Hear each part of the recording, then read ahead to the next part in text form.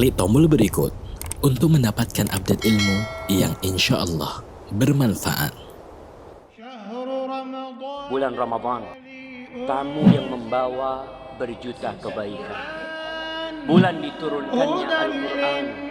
Bulan diwajibkannya bagi umat Islam berpuasa di siang harinya dan dianjurkan untuk menghidupkan malamnya dengan sholat tahajud. Harap di mute dan juga di turn off atau dimatikan fitur videonya, dan juga harap tidak menggunakan fitur audio untuk semuanya supaya tidak mengganggu berlangsungnya kajian, supaya kondusif. Mungkin itu saja dari kami. Barakallahu. Untuk itu langsung saja kepada Ustadz. Pada dapat masyaallah. Jazakallah khairan. Masya Allah. Jazakumullah khairan. Alhamdulillah. Segala puji bagi Allah. Wassalatu wassalamu ala Rasulillah. Salat dan salam semoga tercurahkan untuk utusan Allah yang diutus sebagai rahmatan lil alamin. Baginda Nabi kita Muhammad alaihi salatu wassalam. Dan untuk keluarga beliau, untuk istri-istri beliau, putra-putri beliau, dan untuk seluruh sahabat Nabi. Semoga Allah meridai kita bersama mereka. Amma ba'd. Ahibati fillah. Hari ini hari Jumat. Sayyidul Ayyam. Hari yang paling mulia. Tapi kelak di hari ini pula akan terjadi kiamat. Bumi ini akan hancur. Indonesia akan tinggal cerita. Dan semua keindahan itu hilang. Karena menjadi rata dengan bumi.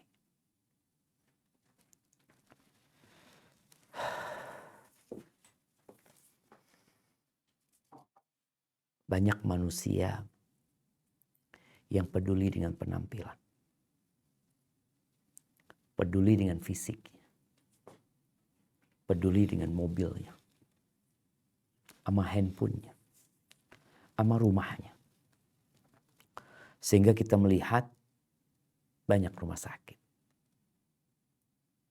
Bandingin ya. Jumlah rumah sakit jiwa sama rumah sakit yang berkaitan dengan fisik, nggak sebanding.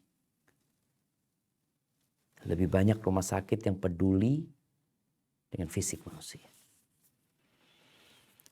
Berkaitan dengan hati dan jiwa manusia, tidak. Hanya untuk orang-orang gila. Tapi sejatinya ada orang-orang yang sakit jiwanya. Namun dia sadar dan dapat berbicara. Itu kurang diperhatikan. Bicara mobil, motor, maka kita lihat banyak bengkel. Dan banyak pabrik-pabrik yang terus berinovasi untuk memberikan yang terindah bagi manusia.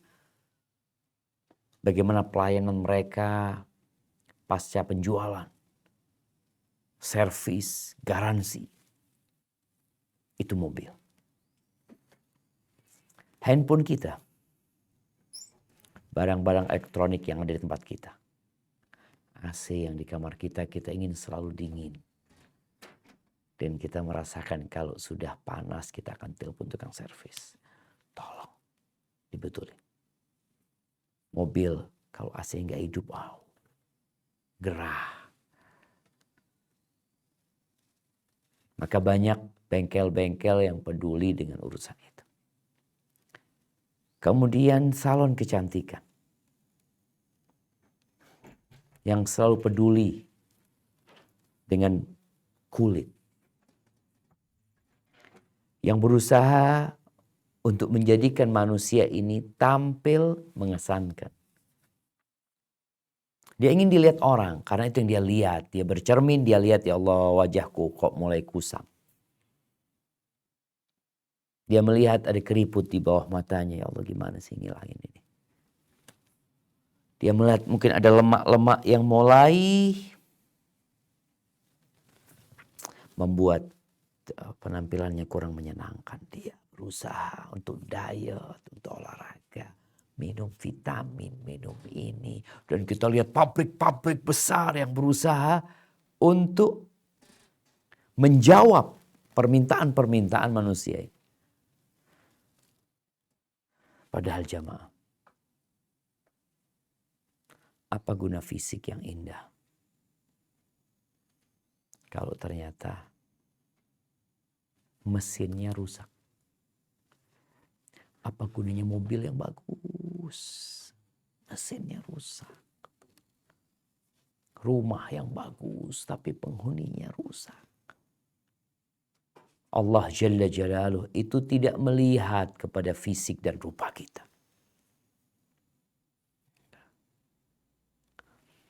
Kata Rasul sallallahu alaihi wasallam di dalam hadis yang diriwayatkan Imam Muslim, "Innallaha la yanzuru ila suwarikum wala ila amwalikum." Allah tuh tidak melihat kepada rupa kalian, tidak pula kepada harta kalian.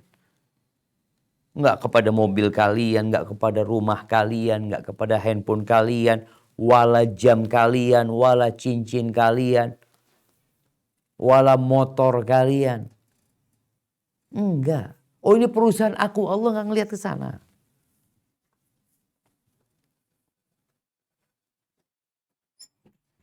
Terus ngelihat kemana Allah SWT. Ya Allah SWT. Walakin Allah yanzuru ila qulubikum wa a'malikum. Akan tetapi Allah itu melihat, fokus kepada hati kalian dan amalan kalian. Sesuatu yang kurang kita perhatikan. Nah, berapa banyak hari ini orang yang gak mau telat berangkat kerja. Tapi subuhnya telat, gak masalah. Berapa banyak orang-orang yang hari ini, ya, dia gak berzikir. Dia tidak membaca Al-Quranul Karim. Tapi dia sudah buka WhatsApp-nya. Dia sudah buka IG.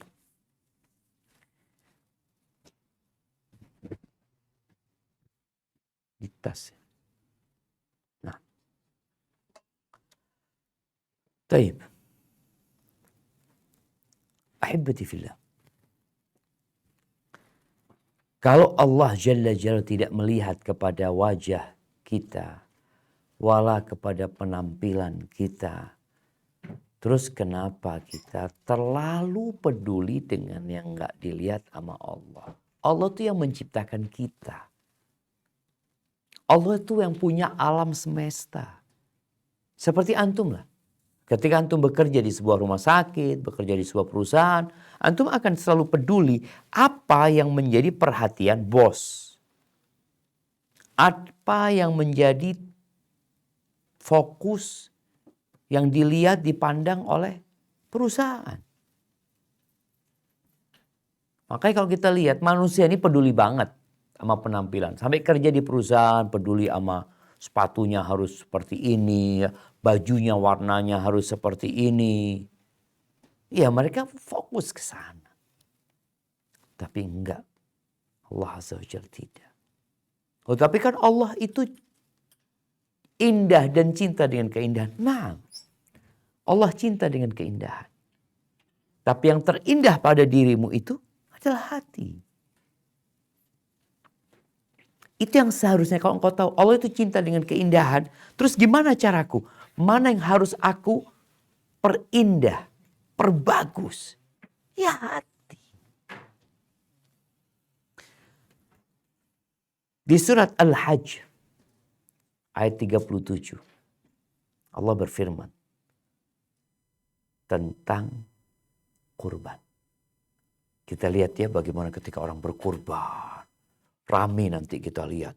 Ini kurbannya Bapak Presiden, ini kurbannya Menteri, ini kurbannya gubernur atau apa. Dengan domba atau sapi-sapi jantan yang besar, yang bagus penampilan. Apa kata Allah Azza wa Jalla? Coba kita baca. Nah.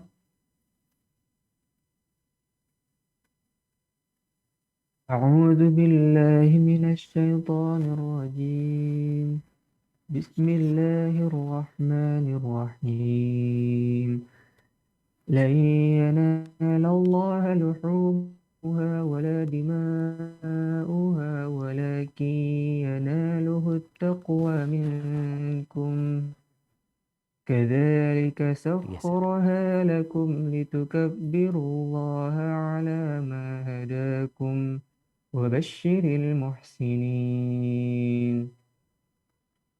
Daging-daging unta dan darahnya itu sekali-kali tidak dapat mencapai keridhaan Allah, tetapi ketakwaan dari kamulah yang dapat mencapainya. Demikianlah Allah telah menundukkannya untuk kamu, supaya kamu mengagungkan Allah terhadap hidayahnya kepada kamu, dan berilah kabar gembira kepada orang-orang yang berbuat baik. Barakallahu fiik.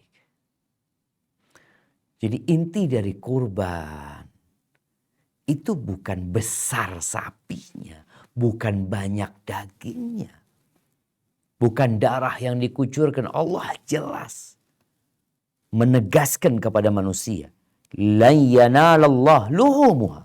Enggak bakal nyampe kepada keridhaan Allah. Dagingnya nih enggak bakal. Darahnya enggak. Terus apa yang nyampe kepada Allah? At-taqwa minkum. Yang kata Nabi, takwa dari kalian. Di sini letaknya ketakwaan di dalam hati. Ahibati fillah. Maka kadang-kala kita melihat ya, orang itu sholat sama satu shaf, sama mendengarkan imamnya, tapi kondisi hati mereka berbeda. Sama nih berdiri, imamnya ruku, dia ruku, imamnya berdiri, dia berdiri. Imamnya sujud, panjangnya pun sama. Sampai Assalamualaikum. Apakah sama pahala buat mereka? Nggak sama. Tergantung hati. Ahibati fillah. Hasan bin Atiyah pernah mengatakan, Innar rajulain la yakunani fi salatil wahid. Ada dua orang yang berada dalam satu salat. Wa innama bainahuma fil fadli kama bainas sama wal ardh. Tapi kemuliaan di antara dua orang ini perbedaannya seperti langit dan bumi. Wa dzalika anna ahadahuma muqbilun biqalbihi 'ala Allah azza wa jalla wal akhar sahin ghafil. Apa penyebabnya? Salah seorangnya itu dia fokus dengan hatinya menghadap Allah azza wa jalla. Yang satu hatinya ke pasar, hatinya di jalanan, hatinya di toko, hatinya di mana-mana. Apa yang membedakan? Hati. Rasulullah SAW pernah memberikan penjelasan kepada kita tentang khairun nas. Orang yang paling baik. Insya Allah kita sering dengar hadis ketika Nabi SAW ditanya man khairun nas. Siapa manusia yang terbaik? Di hadis yang lainnya Nabi mengatakan alaihissalam anfa'um linnas. Orang yang paling bermanfaat buat orang lain. Sepertinya dokter nih punya peluang untuk menjadi orang yang paling bermanfaat buat orang lain. Karena dia membantu, menolong, Masya Allah. Ya. Tapi ini bergantung dengan hati. Makanya hadis-hadis Nabi SAW itu adalah sebuah kesatuan. Saling menjelaskan, saling menguraikan. Maka di hadis yang diriwayatkan oleh disahihkan oleh Syekh Al-Albani dalam Sahih Al-Jami', Nabi SAW mengatakan khairun nas dzul qalbil makhmum wal lisani shadiq. Sebaik-baiknya orang itu adalah yang hatinya makhmum. Makhmum ini ada kondisi hati nih. Lisannya jujur. Jadi kalau ngomong nih orang jujur. Kelihatan nih Masya Allah. Bagaimana kondisi hatinya? Makhmum. Maka para sahabat bertanya, wamal makhmumul qalb? Wamal qalbul makhmum? Apa yang dimaksud dengan orang yang hatinya makhmum atau orang yang memiliki hati yang makhmum itu seperti apa? Kata Nabi SAW, huwa taqiyun naqi. Dia adalah orang yang bertakwa, yang bersih. Bertakwa bersih hatinya ini. Hatinya penuh dengan ketakwaan, suci, alladzi la itsma fihi, enggak ada dosa di hati itu. Wala baghya, enggak ada dendam. Wala hasad. Enggak ada hasad. La iri, wala dendam, wala mikirin macam itu, hatinya bersih. Faman ala atharih, kemudian siapa setelah dia? Alladzi yansha'ud dunya wa yuhibbul akhirah. Orang yang amat dunia tidak terlalu memikirkan, tapi dia cinta dengan akhirat. Bahkan dalam mengumpulkan dunia, tujuannya adalah akhirat. Ahibati fillah. Kita lihat di Indonesia ini ada 270 juta. Muslimnya 200, hampir 230 juta lebih mungkin. Yang muslim. Mereka dari etnis yang berbeda-beda. Kita punya semboyan, Bhinneka Tunggal Ika. Taib. Siapa yang paling mulia di antara mereka? Apakah orang Jawa lebih baik daripada orang Sunda? Apakah orang Sunda lebih baik dari orang Sumatera? Apakah orang Sumatera lebih baik daripada orang Papua? Orang Papua lebih baik daripada orang Bugis? Itu hanya nama. Saya orang Jawa, saya orang Madura. Itu hanya nama. Engkau memang lahir di tempat itu, engkau bergaris keturunan ke sana. Tapi yang jadi standar engkau itu orang mulia, orang baik, bukan suku, bukan etnis. Tapi apa? Hati. Apa kata Allah Azza wa Jalla di surat Al-Hujurat ayat 13? Nah, silahkan dibaca.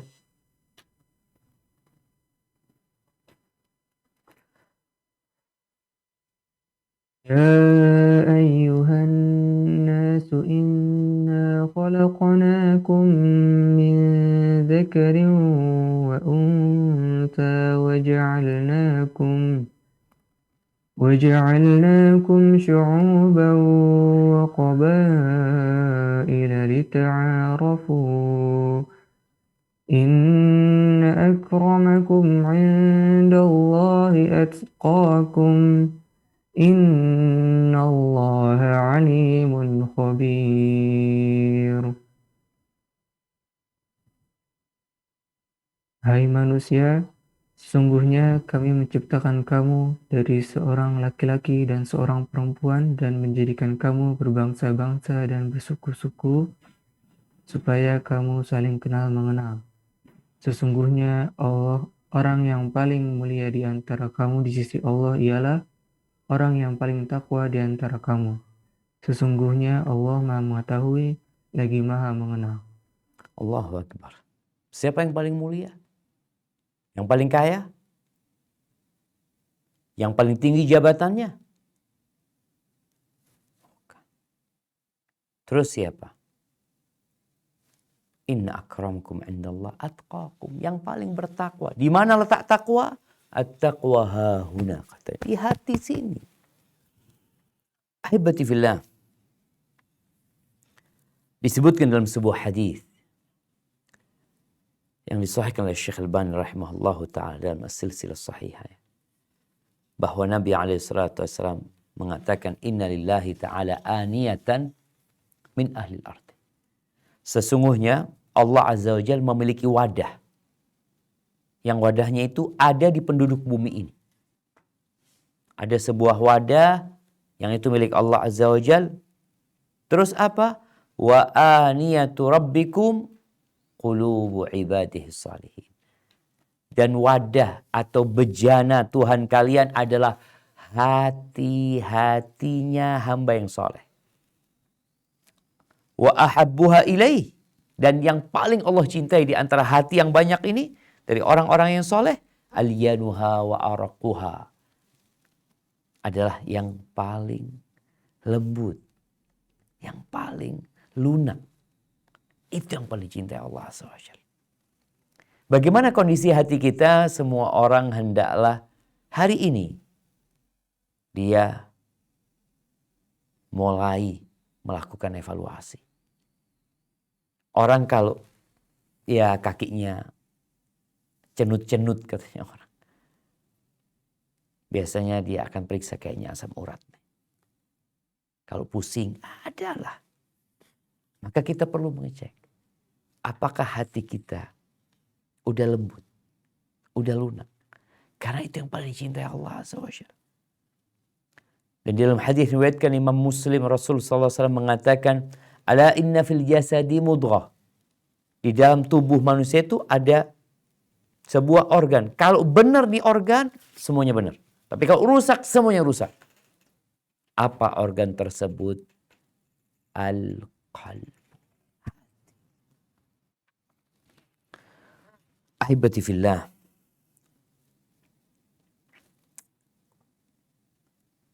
Kadang-kala kita melihat ya ada festival, perlombaan, atau pertandingan untuk mencari orang yang paling ini, orang yang paling ini, paling itu, macam-macam. Yang dibuat dan dirangkai oleh manusia, ingat, yang hampir semuanya berkaitan dengan fisik. Padahal keberuntungan, keberhasilan, kesuksesan itu bergantung dengan hati, bukan dengan fisik.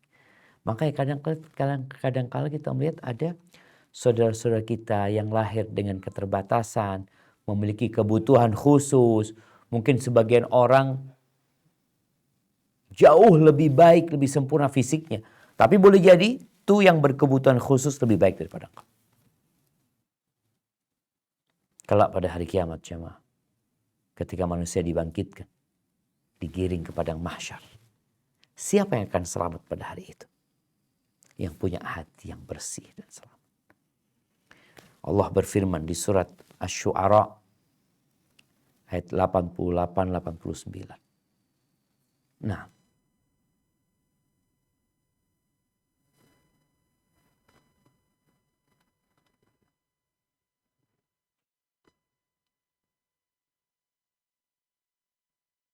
tafadhal.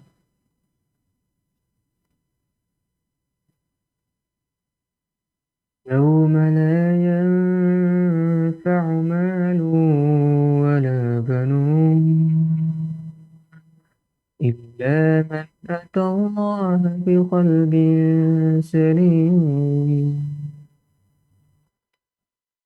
Yaitu pada hari harta dan anak-anak laki-laki tidak berguna kecuali orang-orang yang menghadap Allah dengan hati yang bersih. Tuh. Yauma la yanfa' mal wala banun. Harta kita nggak berguna, anak-anak kita yang susah nggak ada manfaatnya buat kita. Kecuali orang yang datang menjumpai Allah dengan hati yang selamat. Maka kalau tema kita hari ini hati-hati dengan hati, karena inilah yang menjadi pusat pandangan Allah Azza wa Jalla. Hatinya selamat dari segala penyakit hati. Dan kalau bicara penyakit, banyak penyakit hati jemaah. Yang paling tinggi adalah syirik. Menyekutukan Allah Azza wa Jalla. Ini orang dikasih akal sama Allah. Dikasih hati. Dikasih panca indera. Batu disembah.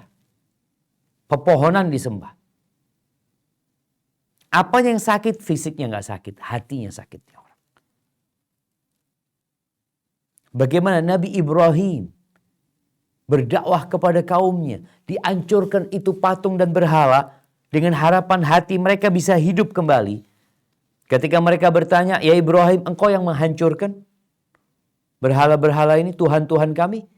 Kata Nabi Ibrahim, bal fa'alahu kabiruhum hada. Yang menghancurkan yang paling besar tuh. Lihat tuh. Dia yang menghancurkan. Karena dia lihat yang kecil-kecil ini mungkin mau mengambil hak dia, dihancurkan. Coba kalian tanya sama yang kecil-kecil. Jangan tanya sama aku. Tanya sama yang Yang hancur itu tanyain, siapa yang menghancurkan kalian? Kata mereka, laqad alimta ma haula'i yantiqun. Kau kan tahu Ibrahim, mereka ini nggak bisa ngomong. Masa kita disuruh ngomong sama patung dan berhala? Mereka ini nggak bisa ngomong. Masa kita suruh ngomong sama dia? Seakan-akan mereka ngomong, kalian mana akalmu Ibrahim? Kok nyuruh kita ngomong sama berhala? Kata Nabi Ibrahim, kalian menyembah itu gitu. Kalian menyembah. Menghinakan diri kalian. Merendahkan diri kalian kepada berhala. Suruh tanya, malah ngomong gak bisa ngomong. Hatinya sakit. Apa yang dilakukan oleh kaumnya? Dibakar Nabi Ibrahim sama mereka. Nabi Ibrahim keluar dari api dengan selamat. Mereka beriman, gak beriman. Hatinya sakit. Wallah, hatinya sakit. Penyakit yang paling besar adalah syirik. Kemudian penyakit juga yang lumayan besar. Yang perlu diperhatikan adalah iri dan dengki. Sombong. Yang menyebabkan iblis itu diusir dari surga. Dilaknat sama Allah Azza wa Jalla. Karena apa? Iri, dengki plus sombong. Disuruh sujud. Apa kata iblis? Oh, ana khairun minhu. Aku lebih baik dari dia. Lebih baik apanya? Khalaqtani min nar wa khalaqtahu min tin. Iblis melihat kepada penampilan lagi nih. Dia mengatakan, loh aku kan dari api, dia dari tanah gitu loh. Sakit. Hasut sama Nabi Adam alaihissalam. Iri dengki. Bagaimana orang-orang ahlul kitab dari kalangan Yahudi, mereka tidak mau masuk Islam, tidak mau menerima Nabi Muhammad sallallahu alaihi wasallam. Karena apa? Hasadan min indi anfusihim. Hasud, iri dan dengki. Ahibati fillah. Hati itu ada 3 macam sebenarnya. Ada hati yang sehat. Hati yang selamat tadi seperti dalam ayat yang kita baca di surat Asy-Syu'ara tadi. Jadi selamat hati dari segala penyakit, syahwat dan syubhat. Kemudian yang kedua ada hati yang sakit. Itu sehat, ada yang sakit. Yang sakit ya kadangkala diobatin, kadangkala hilang perasaan hasad itu, iri itu. Kadangkala datang lagi, kadangkala penyakitnya penyakit syahwat, syubhat. Ini hati sakit. Insya Allah bisa diobati. Yang ketiga hati yang mati. Hati yang tidak mengenal Allah, tidak beribadah kepada Allah, bahkan menyekutukan Allah. Dia mengikuti syahwatnya, perut dan di bawah perutnya. Yang seperti ini. Allah berfirman tentang mereka. Sebenarnya mereka nggak punya hati. Apa kata Allah di surat? Kok lupa suratnya di jamaah ayat 179. Tunggu sebentar.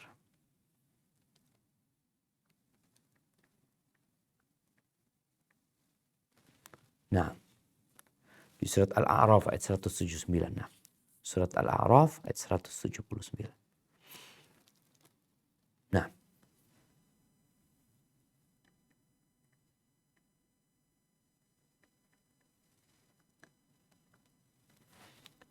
tafadhal, udah ketemu?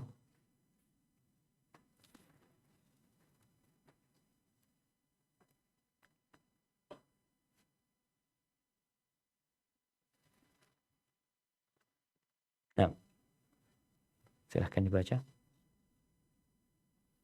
لقد ذرأنا لجهنم كثيرا من الجن والإنس لهم قلوب لا يفقهون بها ولهم أعين لا يبصرون بها ولهم آذان لا يسمعون بها أولئك كالأنعام بل هم أضل أولئك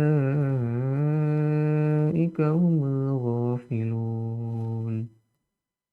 Dan sungguhnya kami jadikan untuk isi neraka jahanam kebanyakan dari jin dan manusia. Mereka mempunyai hati tetapi tidak dipergunakannya untuk memahami ayat-ayat Allah, dan mereka mempunyai mata tetapi tidak dipergunakannya untuk melihat tanda-tanda kekuasaan Allah, dan mereka mempunyai telinga tetapi tidak dipergunakannya untuk mendengar ayat-ayat Allah. Mereka itu seperti binatang ternak, bahkan mereka lebih sesat lagi. Mereka itulah orang-orang yang lalai. Barakallahu fikum. Lihat bagaimana sebagian manusia yang hatinya nggak dipakai, telinganya nggak digunakan, matanya tidak dipakai juga. Ulaika kal an'am. Mereka seperti binatang. Seperti binatang ternak.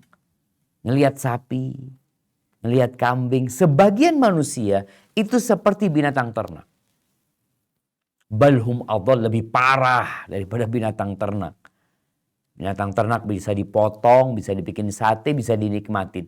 Nih manusia-manusia yang mati hatinya gak manfaat. Membahayakan kehidupan. Makanya sebagian mereka pantas dipenjara, dipisahkan dari masyarakat. Karena mereka seperti binatang. Lebih parah lagi. Taib, sekarang kita di bulan Ramadan. Bulannya orang-orang yang bertakwa. Tujuan disyariatkan puasa adalah la'allakum tattaqun. Puasa ini kita dapat melihat di mana Muslim diarahkan untuk tidak terlalu peduli sama fisiknya lagi. Oleh karena itu kita lihat sesuatu yang menjadi kebutuhan untuk tubuhnya, untuk penampilan dia dilarang. Makan. Orang yang biasa makan pagi sehat ini dan itu. Enggak makan. Siang enggak. Sampai matahari terbenam. Minum juga kayak gitu.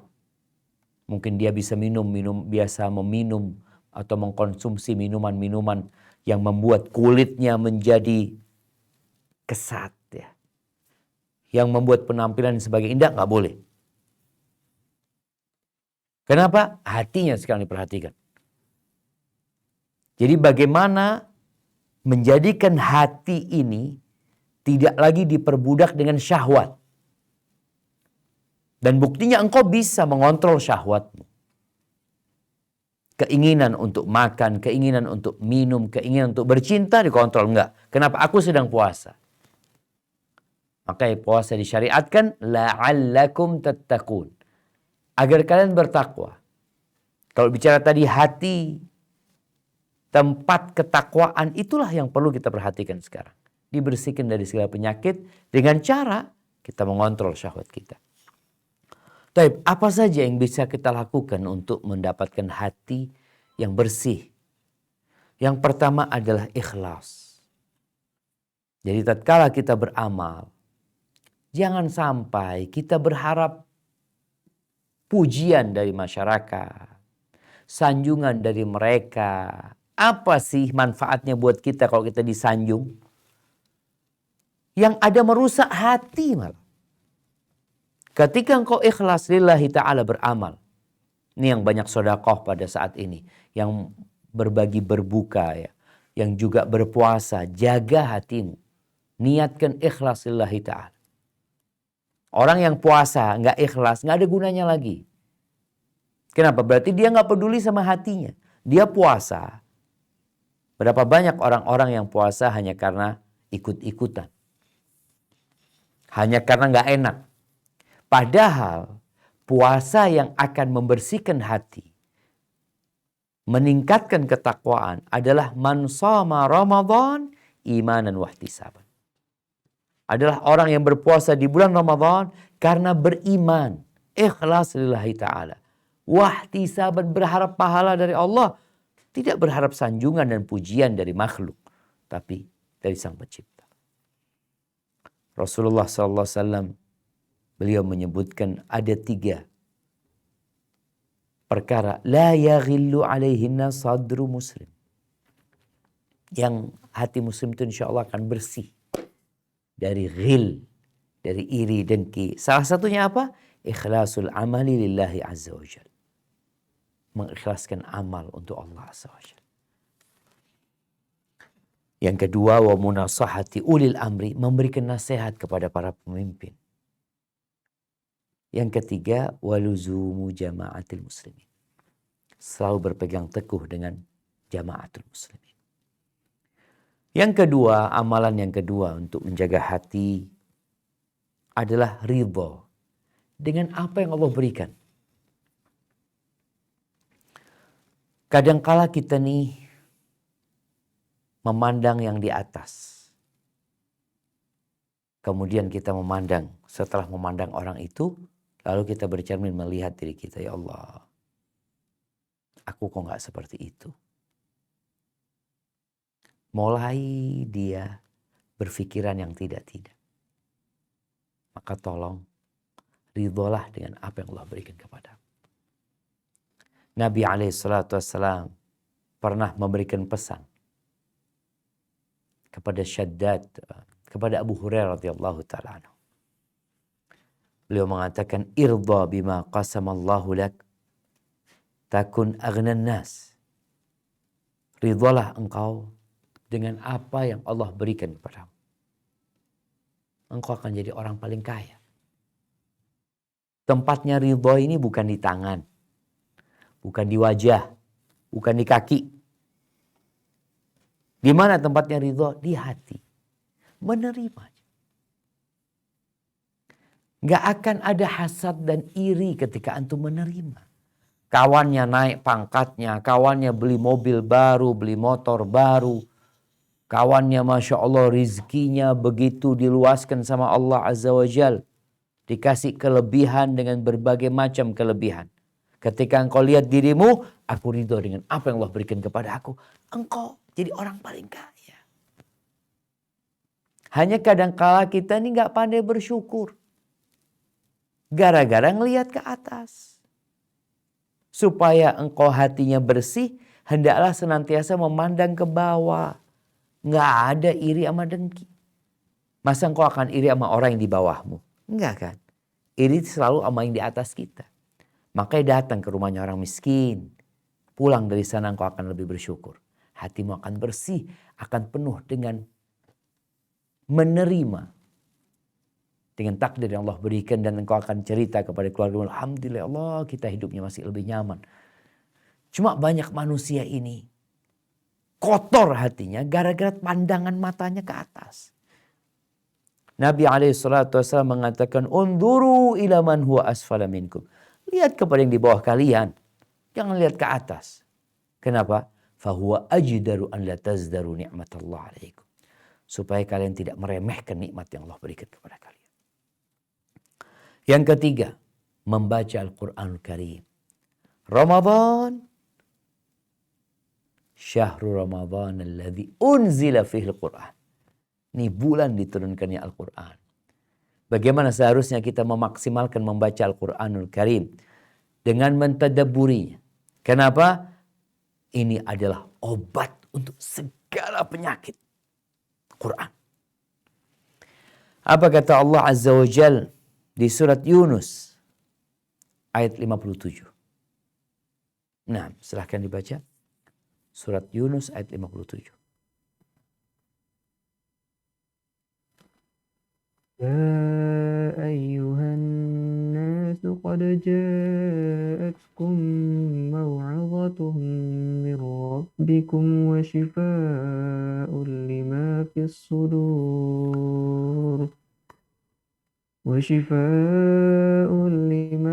الصدور وهدى ورحمة للمؤمنين. Hai manusia, sesungguhnya telah datang kepadamu pelajaran dari Tuhanmu dan penyembuh bagi penyakit-penyakit yang berada dalam dada dan petunjuk serta rahmat bagi orang-orang yang beriman. Allahu Akbar. Tuh. Yang ingin ngobatin hatinya. Dan kita semua perlu ngobatin hati kita. Dengan cara membaca Al-Quranul Karim. Di situ ada petunjuk, di situ ada rahmat, di situ ada obat, penyembuh. Maka berusahalah kita di bulan Ramadan ini hatam Quran plus sama arti. Nah, baca sama arti. Supaya antum dapat pahala dan dapat hidayah. Supaya juga sembuh penyakit-penyakit antum. Supaya dapat Allahu Akbar segala keindahan. Uthman bin Affan radhiyallahu ta'ala anhu mengatakan, "Lau tahurat qulubukum ma syabi'at min kalami rabbikum." Kalau hati kalian bersih, gak akan pernah puas membaca Al-Quranul Karim. Gak akan pernah puas. Kenapa? Quran ini kalamullah. Yang Allah Azza wa Jalla mengatakan tentang Al-Quranul Karim, "Lau anzalna hadzal Qur'ana ala jabal la ra'aitahu khashi'an mutasaddi'an min khasyatillah." Kalau Allah turunkan Quran ini ke gunung, gunung itu akan hancur. Terbelah jemaah gunung itu. Karena takut kepada Allah. Ini Quran. Cuma kita kadang-kadang malas baca Quran. Yang keempat, mengingat bahwa semuanya dicatat. Akan ada hari hisab. Akan ada persidangan. Dan tidak ada yang luput dari catatan malaikat-malaikat Allah SWT. Sehingga tatkala kita mau melakukan tindakan-tindakan yang tidak diridhoin Allah, mau berbicara, mau ngomong, kita akan berhati-hati. Apa kata Allah di surat Al-Kahfi ayat 49? Nah.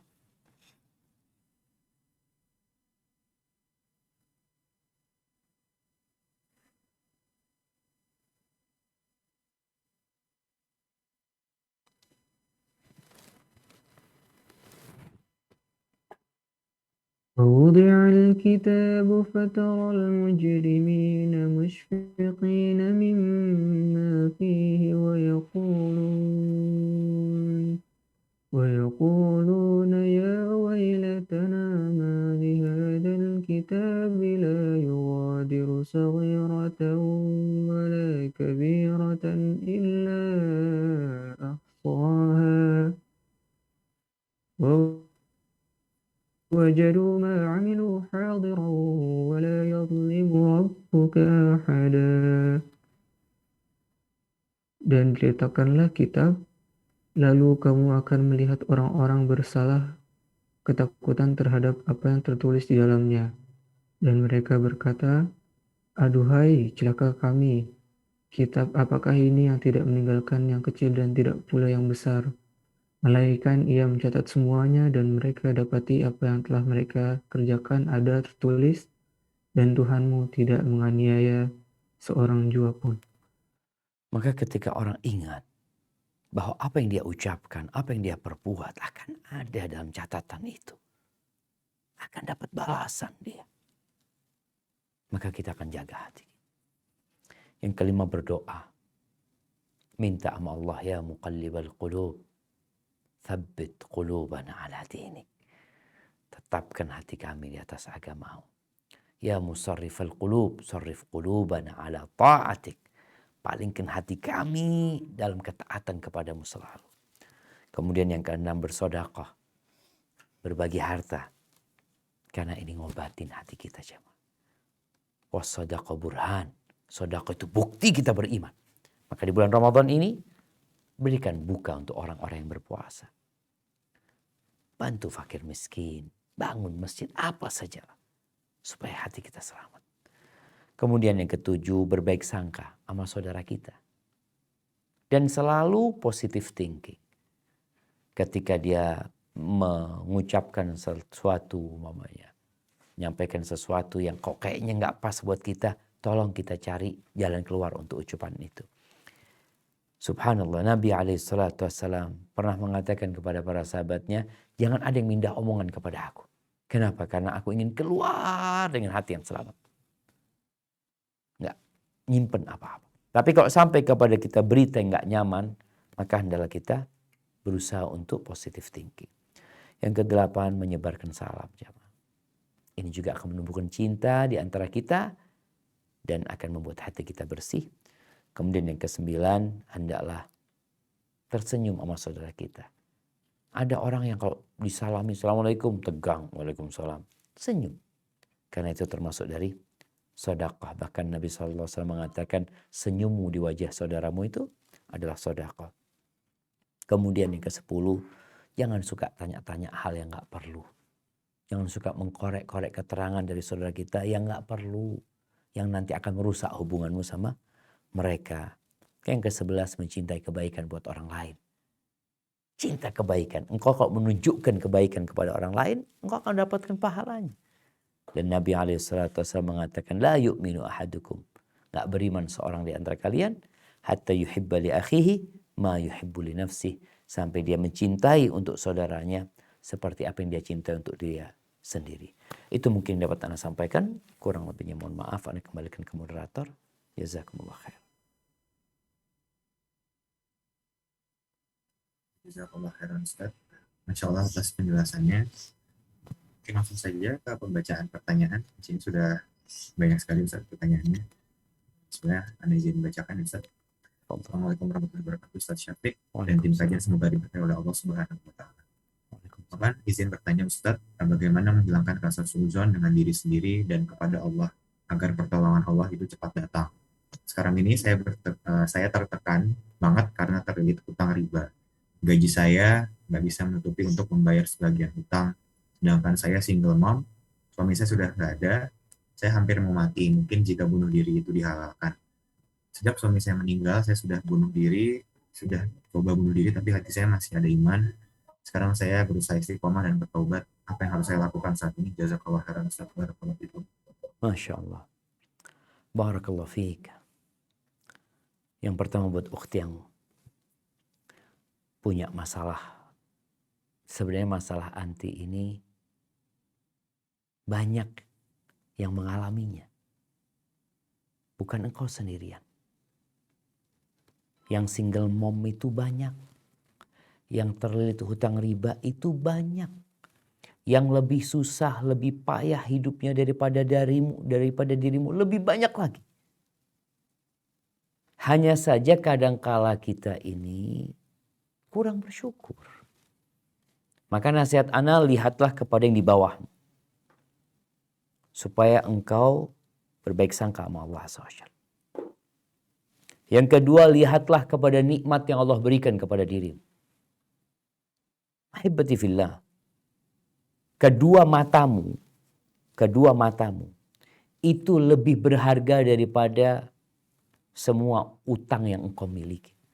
Makanya pernah ada kejadian seorang berusaha bunuh diri di penjara karena terlilit hutang dia.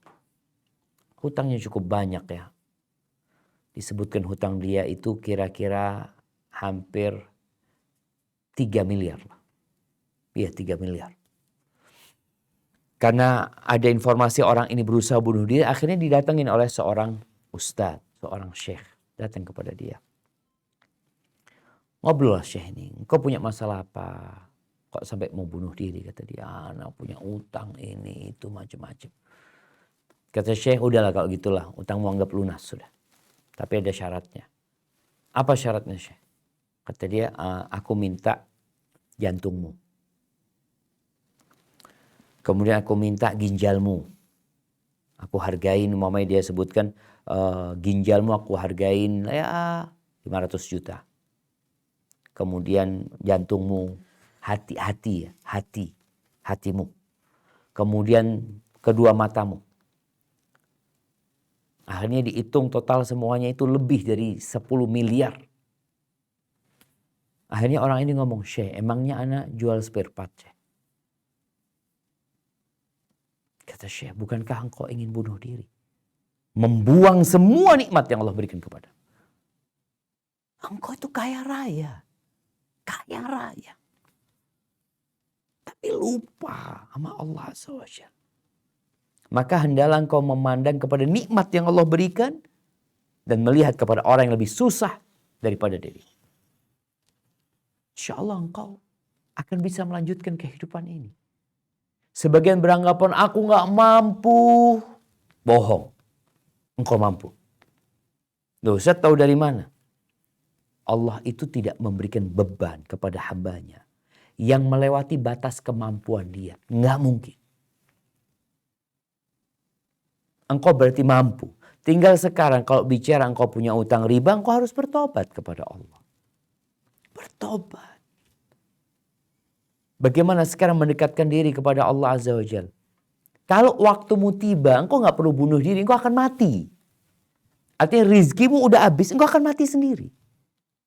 Makanya orang-orang yang bunuh diri dimurkai sama Allah Azza wa Jalla. Datang kematian itu, nggak usah takut engkau dengan kematian. Artinya nggak usah kepikiran gimana aku asal bunuh diri, kematian akan datang. Maka sebagian orang ketika kematian datang dia nggak siap. Gimana dengan orang yang bunuh diri? Na'udzubillah min dzalik. Maka nasihat ana kepada ukhti, lihatlah kepada nikmat yang Allah berikan kepadamu, kemudian lihatlah kepada orang-orang yang lebih susah daripadamu, dan itu insya Allah akan membuatmu bersyukur kepada Allah dan jalani kehidupan ini. Engkau perlu pendampingan, iya. Engkau cari orang-orang yang soleh, yang bisa memberikan arahan kepadamu. Karena kita jamaah kalau sendirian, kita akan dimangsa sama serigala. Tapi kalau kita berkawan, berkelompok, serigala nggak akan memangsa kita. Begitu pula ketika engkau sendirian, setan akan menghabisimu. Tapi kalau engkau bersama kawanmu, temanmu, maka insya Allah masih ada yang menjagamu. Sambil terus berdoa memohon kepada Allah agar dilunasi hutang-hutangmu, baca doa yang diajarkan Nabi sallallahu alaihi wasallam, Allahumma kfini bihalalika an haramik wa aghnini bifadlika amma siwa. Hadza wallahu a'lam bissawab.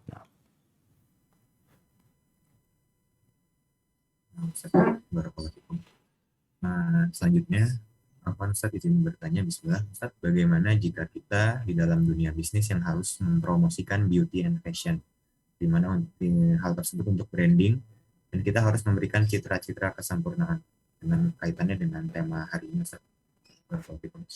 Barakallahu fiik. Ahibati fillah. Kalau kita berbicara mempromosikan sesuatu yang memang jualan nih, orang jualan, orang berjualan, orang cari duit, silahkan. Selama jalannya halal, caranya halal, yang dijual halal, silahkan. Nggak ada masalah. Tapi jangan sampai kita mempromosikan bahan-bahan tadi atau apa istilahnya, ya jualan tadi dengan merusak hati. Seperti orang-orang yang harus menampilkan kecantikan dengan make up-nya. Boleh, tapi untuk perempuan, sesama perempuan. Bukan untuk orang laki. Ketika engkau menampilkan kecantikanmu buat orang laki, yang terjadi apa? Hatimu rusak dan kau merusak hati orang lain. Mungkin kau dapat duit, dapat sedikit harta, tapi hatimu telah rusak dan engkau telah merusak hati orang. Maka buat teman-teman yang bekerja di sana, tolong dilihat aturannya seperti apa dalam agama ini. Jangan sampai kita merusak hati kita dan merusak hati orang lain. Dan dikasih tahu mereka yang jual, yang beli ini itu. Di sini ada nilai dakwah ketika engkau jualan lipstik umpamanya sampaikan. Jadi sebenarnya lipstik ini akan indah kalau hati kita indah. Tapi kalau hati kita lagi sakit, mau pakai lipstik dua truk pun tetap akan buruk. Hadza wallahu a'lam bissawab. Nah, Ustaz, pertanyaan selanjutnya. Bismillah Ustaz, Ana mau bertanya, maaf pertanyaan ini agak sedikit di luar dari judul. Ustaz, waktu awal Ana nikah, Ana tidak sengaja membuat hati orang tua Ana kecewa sampai orang tua Ana mendoakan Ana tidak akan punya anak dari istri Ana. Tapi orang tua Ana mengucapkan tidak secara langsung melalui kakak Ana. Sampai sekarang sudah mau 4 tahun nikah dengan istri Ana belum dikaruniai seorang anak pun, dan sering ribut sama istri. Saya harus bagaimana Ustaz? Syukran, jazakallah khairan Ustaz. Orang tuanya masih ada kayaknya? Sepertinya masih ada Ustaz. Nah, ya ahibati fillah, ridallah fi ridal walid. Sukhtullah fi sukhtil walid. Keridhaan Allah bergantung dengan keridhaan orang tua. Begitu pula murkanya bergantung dengan kemurkaan orang tua. Baik, kalau sekarang bicara bagaimana dengan anak yang sudah menyakitin hati orang tuanya, yang menyebabkan orang tuanya berdoa. Ini anak benar dia mendolimin orang tuanya, kemudian orang tuanya murka, dan orang tuanya mengangkat tangan memohon kepada Allah Azza wa Jal, selesai sudah. Di antara doa yang mustajab adalah doa ulwalid, doa orang tua. Maka yang perlu engkau lakukan adalah datang kepada orang tua. Minta maaf kepada orang tua. Mohon doanya dicabut sama orang tua. Karena kadangkala orang tua mengatakan iya, tapi sejatinya dia masih sakit hati. Dan dia tidak mencabut doanya. Oh, datang kepada orang tua, minta maaf, minta keridhaannya. Semoga Allah Azza wa Jalla memberikan kepadamu keturunan yang soleh. Barakallahu fikum. Jadi selanjutnya akan diberi kesempatan bagi yang sudah mengangkat tangan. Di sini ada Naya Sarani. Angga, dipersilahkan tafadhol. Jika akhwat, mungkin videonya harus dimatikan.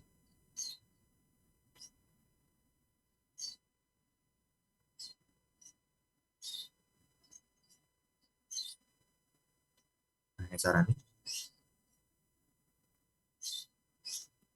Oke, mungkin kita lewat dulu mungkin ke Mulan Umu.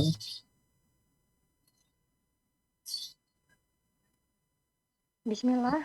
Assalamualaikum Ustaz. Waalaikumsalam warahmatullahi wabarakatuh. Ahlan wa sahlan. Naam, tafadhali.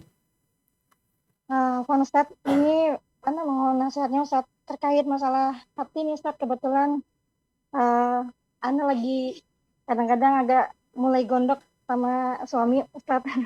Karena belakangan ini Ustaz sebenarnya ada penyebab Ustaz. Jadi beliau itu qadarullah itu lagi banyak-banyaknya kesibukan Ustaz di kantor. Karena kami ini kan seorang anggota Polri Ustaz. Ini ada penerimaan anggota baru. Jadi kadang-kadang kayak malam lembur Ustaz. Nah, cuman yang Ana bingung ini Ustaz belakangan ini lebih banyak diam Ustaz. Jadi kalau tidak Ana yang inisiatif bertanya, tidak Ana inisiatif yang memulai obrolan tuh beliau kadang nggak mau ngomong Ustaz. Nah, jadi kadang-kadang Ana tuh kayak ada timbul perasaan mulai seuzon. Padahal kayak Ana nggak pengen, makanya tapi lebih jaga aman. Ana tuh lebih banyak diam Ustaz daripada nanti Ana melontarkan kata-kata yang tidak nyaman kan Ustaz. Nah. Cuman yang lebih Ana khawatirkan Ustaz, biasanya kan beliau ini kan sesibuk apapun masih meluangkan waktu untuk buka YouTube itu kan untuk lihat kajian Ustaz bareng Ana. Tapi sekarang ini Ana lihat tuh malah lebih banyak melihatnya ke yang hal-hal yang bikin ketawa, lucu-lucu. Bahkan ya yang disayangkan punya teman duduk, teman bergaul tuh yang memang ya afwan Ustaz yang memang belum paham juga masalah agama Ustaz gitu kan. Karena salah satu-satunya teman duduk dan teman hidup yang ada sama beliau ini ya Ana Ustaz gitu lah. Jadi Ana yang kadang sering nasihatin. Cuma sekarang ini Ana jadi lebih mengurungkan niat untuk banyak nasihatin Ustaz karena Ana khawatir akan menambah beban pikiran. Mohon nasihatnya Ustaz bagi kami Ustaz agar komunikasi kami berjalan lancar dan kami sama-sama di sini pengen nyari ridha Allah dengan cara yang baik dan benar Ustaz. Itu aja Ustaz. Jazakallah khairan. Wa fikum barak. Subhanallah jamaah. Ya. Ramadan ini seharusnya menjadi momentum ya untuk memperbaiki diri. Untuk menjadi lebih baik dari yang kemarin. Tapi terkadang iman naik dan turun. Kalau tadi dikatakan seorang suami yang biasanya dia ngobrol sama istri. Yang biasanya dia menikmatin kajian-kajian bersama istrinya. Kok sekarang berubah jadi diam? Ada apa sebenarnya? Maka nasihat Ana buat ukhti yang pertama engkau perlu minta maaf sama suami. Engkau datang pegang tangan suamimu sampaikan aku kayaknya punya salah sama engkau, aku minta maaf, aku minta arahan, aku akan berusaha untuk jadi lebih baik. Jadi istri yang mengalah, bukan dia memberikan nasihat kepada suami, tapi bagaimana sekarang posisinya dia datang minta maaf sama suami. Kemudian datang lagi nanti minta arahan ya. Istri yang minta dikasih arahan. Karena apa? Engkau adalah pemimpin buat aku. Aku pengen jadi lebih baik Ramadan ini. Gimana sih jadi lebih baik dari tahun yang sebelumnya gitu ya. Sambil didoakan suami. Biar dia nanti yang ngobrol. Mungkin dia punya masalah. Di sini kita positive thinking ya. Mungkin dia punya masalah. Mungkin dia punya beban. Sehingga dia jadi berat ya. Pulang itu yang biasanya dia mungkin humble jadi kaku. Ya sudah, engkau yang menyambut dia dengan kehangatan. Engkau yang mencairkan kebekuan dia.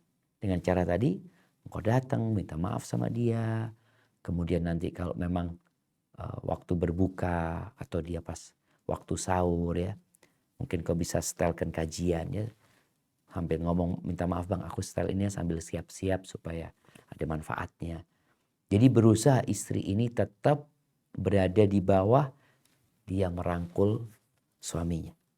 Dan insya Allah dengan cara seperti itu semoga suaminya kembali menjadi hangat, kembali menjadi sosok yang bertakwa kepada Allah Azza wa Jalla. Apalagi di bulan Ramadan, pintu-pintu surga sedang dibuka, kok kita masih malas ya untuk masuk ke dalamnya. Hadza wallahu a'lam bishawab. Barakallahu. Mungkin tadi untuk Mahesa Rani sudah kembali lagi ke Zoom. Bisa langsung tanya langsung ke Ustaznya. Assalamualaikum Ustadz. Waalaikumsalam warahmatullahi wabarakatuh. Ahlan wa sahlan. Barakallahu fiik. Ya, Ana mau bertanya. Kebetulan kan Ana nikah dengan Duda, punya anak 2, dan Ana pun membawa 2 anak dari Ana. Cuman di sini permasalahannya, kadang mertua Ana suka ikut campur urusan rumah tangga Ana. Di samping itu, ipar Ana juga. Kadang kalau saat kita berkumpul, ipar dan mertua Ana suka menjelek-jelekan saudaranya. Kadang Ana suka ngerasa males untuk berkumpul ya Ustadz. Terus gimana sikap Ana biar Ana nggak ikut-ikutan terjerumus dengan gibah yang menjelek-jelekan saudara. Terus kadang memutarbalikkan fakta, kadang nggak amanah gitu Ustadz. Kalau misalkan kita titipin apa gitu, kadang ipar atau mertua nggak amanah gitu. Cuman sayanya sendiri nggak berani ngomong ke suami gitu. Jadi sikap apa yang harus saya ambil agar saya terhindar dari sifat-sifat buruk seperti itu Ustadz? Masya Allah. Syukron, Jadi Ustadz. belum pernah ngomong sama suami? Belum Ustadz, karena nggak berani, karena apa ya, takut gitu, takut nanti saya dipikirnya bohong, takut nanti saya dipikirnya menjelek-jelekan. Jadi saya selama ini saya tutup semuanya, maksudnya cuman saya aja gitu. Kadang saya sambil sholat saya memohon sama Allah, maksudnya agar dibukakan pintu hidayah untuk mereka, Allah. agar mereka lebih baik lagi. Maksudnya Masya jangan Allah. seperti itu gitu Ustadz. Siap. Masya Allah. Barakallahu fiik. Ahibati fillah. Ada orang yang hidup sendiri. Mungkin masalah dia ya tidak terlalu banyak. Bisa dihitung dengan jari. Ada manusia yang hidup berbaur dengan orang lain sehingga berpotensi memiliki masalah yang lebih beragam. Rasulullah SAW mengatakan, "Alladzi yukhalitun nas wa yasbir ala adahum khairun min alladzi la yukhalitun nas wa la yasbir ala adahum." Orang yang hidup berbaur dengan manusia dan sabar disakiti sama mereka, itu lebih baik daripada yang hidup, yang tidak mau hidup bersama manusia, tidak mau berbaur sama mereka, dan dia nggak sabar kalau disakiti sama mereka. Di antara yang kita akan dapatkan tatkala kita bergaul dengan manusia, kita akan disakitin tatkala kita beramar ma'ruf nahi munkar. Ketika kita mengajak mereka kepada kebaikan. Apa sekarang yang harus dilakukan seorang menantu? Maka dia datang kepada suaminya nih, supaya dia nggak membuat keributan sama keluarga suami. Kalau memang dia tadi mau ngasih nasihat takut terjadi keributan, ngomong sama suami. Ngomong apa? Bukan ngomong ibumu seperti ini, kakakmu seperti ini, bukan. Sampaikan kepada suami, gimana sih? Kalau ada waktu kita kasih nasihat lah tentang bagaimana menjaga hati, bagaimana menjaga lisan ya. Atau kita panggil ustadz yuk, seperti itu. Jadi gak perlu engkau sampaikan kepada suami tentang orang tua dan tentang saudaranya. Tapi sampaikan kepada dia tentang dirimu. Aku nih kok kadang-kala gak nyaman hati ya. Mungkin engkau bisa kasih nasihat kita bareng-bareng supaya nanti Jadi baiknya apalagi di bulan Ramadan kan kita suruh jaga lisan ini dan itu. Jadi mohon sama suaminya untuk memberikan nasihat secara umum. Sehingga mungkin itu dapat menjadi jalan buat mereka. Yang kedua, sesekali kita perlu share. Kita perlu bagikan kepada keluarga umpamanya tentang masalah lisan, menjaga hati seperti yang kita bicarakan tadi. Semoga ada yang mendengarkan, semoga ada yang menonton. Sehingga itu menjadi pembuka pintu hidayah buat mereka. Atau kalau ada sebuah buku yang berkaitan dengan hal itu, kita taruh di rumah kita ya. Mungkin kalau mama yang kau mau kasih hadiah buat mertua, sampaikan aku dapat buku bagus nih. Ibu kata dia, mungkin ibu tertarik untuk membaca kalau punya waktu. Jadi berusaha kita untuk melihat celah-celah masuk itu lewat mana gitu. Kalau doa alhamdulillah sudah dilakukan. Mungkin tadi beberapa arahan yang bisa dicoba dan semoga Allah memberikan hidayah kepada kita semua. Hadza wallahu a'lam bissawab. Selanjutnya akan dibacakan lagi pertanyaan dari kolom chat. Assalamualaikum Ustadz. Waalaikumsalam. Rumah kami secara rutin seminggu sekali ada pengajian dalam bentuk yasinan dan juga tahlilan. Apakah ini termasuk bid'ah Ustadz? Bagaimana kita harus menyikapinya dengan menyesuaikan tema pada hari ini jika kita diminta untuk ikut, bahkan ada cerita teman-teman yang sampai dimusuhi karena tidak ikut pengajian tanda kutip. Mohon pencerahannya Ustadz. Jazakumullah. Barakallahu fiik. Naam ahibati fillah. Ya, yang diucapkan itu benar terjadi. Kadangkala acara tahlilan itu dijadikan standar mengukur orang. Yang ikut itu orang baik, yang tidak ikut itu orang jahat. Dan itu terjadi di masyarakat. Coba kita lihat, kalau bicara tahlilan itu adalah membaca la ilaha illallah. Bukankah kita semua membaca la ilaha illallah? Setiap sholat kita membaca la ilaha illallah. Setiap adzan di kumandangan kita membaca la ilaha illallah. Cuma untuk acara kumpul merutinkan yang seperti itu, itulah yang tidak dicontohkan oleh Rasul Sallallahu Alaihi Wasallam. Kadang-kadang sebagian orang ini dia nggak sholat, tapi dia ikut tahlilan. Dianggap baik sama orang. Tapi ini orang sholat 5 waktu di masjid, tapi karena nggak ikut tahlilan, itu dipandang buruk sama sebagian masyarakat ya. Jadi sebuah standar yang akhirnya membuat wala wal bara, kecintaan kita kepada saudara itu udah nggak lurus lagi gitu. Seharusnya ini yang sholat 5 waktu di masjid, yang menjalankan panggilan Allah, meninggalkan rumahnya untuk beribadah di rumah Allah, ini yang seharusnya dicintain gitu. Sedangkan ini orang yang nggak sholat seharusnya dibenci gitu. Tapi kadang-kadang di masyarakat enggak. Jadi orang yang nggak sholat itu nggak masalah, seakan-akan itu urusan pribadi. Tapi orang kalau nggak ikut tahlilan itu dicap orang yang buruk. Maka tolong kita belajar kembali, kita lihat kembali mana sih yang diperintahkan oleh Allah Azza wa Jalla. Dan mana yang sebenarnya tidak dicontohkan sama Rasul SAW. Engkau kalau dibenci, umpamanya sabar. Sampaikan kepada mereka, bukan aku nggak baca Yasin, aku baca Yasin. Yasin itu salah satu surat dari Al-Quranul Karim. Kalau dikatakan engkau kok nggak ikut tahlil, aku selalu bertahlil. Pagi aku baca 100 kali, sore baca 100 kali. Itu adalah afdhalul dzikir. Zikir yang paling mulia, la ilaha illallah. Tapi kalau untuk mengadakan acara seperti itu aku minta maaf gitu loh. Karena sepertinya yang aku pelajari sampaikan, yang aku pelajari kok sepertinya nggak dicontohkan sama Nabi SAW. Kalau pengajian ilmu kita hadir. Tapi kalau pengajian kayak gitu, kok sepertinya nggak dicontohkan sama Nabi SAW. Jadi aku minta maaf. Aku sedang belajar. Mungkin seperti itu yang perlu disampaikan. Barakallahu fikum. Barakallahu fikum Ustaz. Ustaz izin masih boleh beberapa pertanyaan lagi Ustaz? Banyak pertanyaan. Kayaknya satu pertanyaan lagi. Masya Allah. Ya Ustaz. Nah. Ini mungkin pertanyaan terakhir. Ini juga cukup bagus insya Allah. Assalamualaikum Ustaz. Bagaimana hukumnya dengan posting di sosial media untuk menghindari perhitungan di hari akhir dan juga menjaga hati? Batasan-batasan mana yang diperbolehkan secara Islam? Jazakallahu khairan Ustaz. Barakallahu fikum. Iya, bicara posting di media sosial ya, subhanallah jamaah. Kita ini berada di masa yang udah dekat sama kiamat. Di antara tanda kiamat itu intisyarul qalam. Pena ini tersebar. Semua orang bisa nulis semau dia. Dimanapun dia berada, kapanpun dia mau. Maka kalau bicara bagaimana menyikapi hal itu, Allah Azza wa Jalla mengatakan ma yalfidhu min qaulin illa ladaihi raqibun atid. Tidak ada satupun yang terucap melainkan akan ada raqib dan atid. Akan ada yang mengawasi dan mencatatnya. Maka engkau lihat yang engkau tulis, yang engkau posting, Allah ridho enggak? Ini kalau bicara yang bahan yang engkau akan posting. Allah ridho apa enggak? Kalau Allah enggak ridho jangan. Kalau dikatakan enggak sih Zat, manfaat enggak? Dia mengatakan enggak, ini bukan berkaitan dengan urusan ridho Allah enggak ridho, tapi ini hal-hal yang mubah, tapi manfaat apa tidak.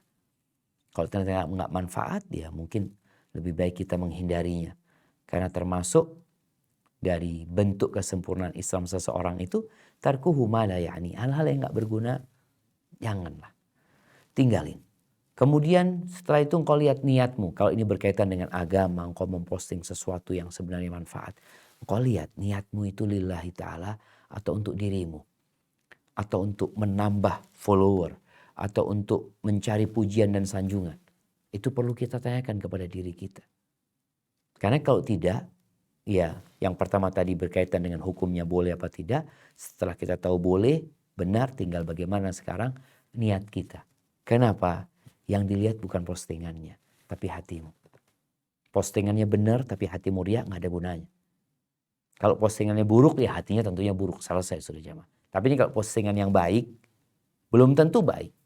Kenapa? Karena tergantung hatinya. Ada orang yang melakukan itu riak, maka hindari hal itu. Dan senantiasa mengevaluasi yang kau posting. Kau lihat, manfaat nggak manfaat. Aku dapat apa dari postinganku itu gitu loh. Lillahi ta'ala atau tidak. Dan kita perlu banyak-banyak berdoa jamaah. Allahumma inni a'udzubika an usyrika bika wa ana a'lamu. Wa astaghfiruka lima la a'lamu. Ya Allah, aku berlindung kepadamu dari melakukan kesyirikan yang aku sadari, yang aku ketahui. Dan aku memohon ampun kepadamu dari melakukan kesyirikan yang aku tidak sadari. Ini berkaitan dengan riya jamaah. Hadza wallahu a'lam bissawab. Sebagai penutup, hendaklah kita menjadikan Ramadan yang sudah mulai hampir sepekan ya meninggalkan kita ini bisa yang selanjutnya lebih baik yang sudah kita tinggalkan. Sampai berjumpa kembali, semoga senantiasa dalam lindungan ilahi. Ana kembalikan ke moderator. Jazakumullah khair. Ustaz, atas isi dari kajian pada hari ini, Masya Allah, mudah-mudahan kita semua dapat mengambil hikmah dan juga pelajaran yang sangat berarti dari Ustaz Syafiq Rizal Salamah. Semoga Allah Subhanahu wa Ta'ala memberkahi Ustaz dan juga tim servis seluruhnya. Allahumma amin. Alhamdulillah, telah selesai kajian Ustaz Syafiq Rizal Salamah pada Jumat hari ini.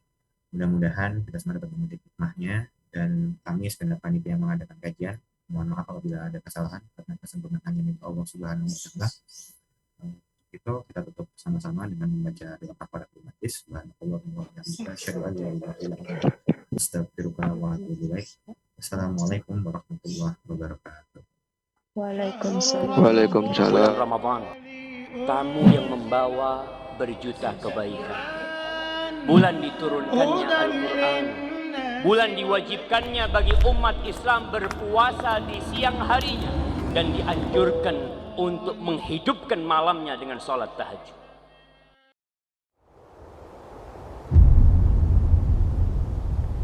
Klik tombol berikut untuk mendapatkan update ilmu yang insya Allah bermanfaat.